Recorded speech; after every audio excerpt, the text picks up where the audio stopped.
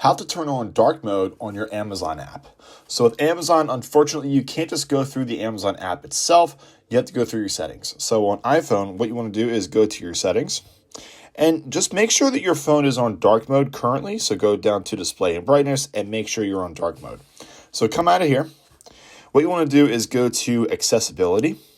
Scroll all the way down. You should have an option that says per app settings.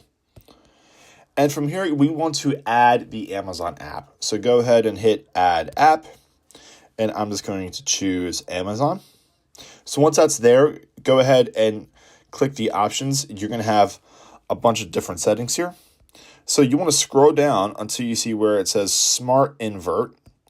Go ahead and turn this on. And from there, you should back out of here. And this will change the display to just match what your phone is going to do. So come out of here and come out of your settings. And from here, you want to go find your Amazon app, and it should automatically update to dark mode.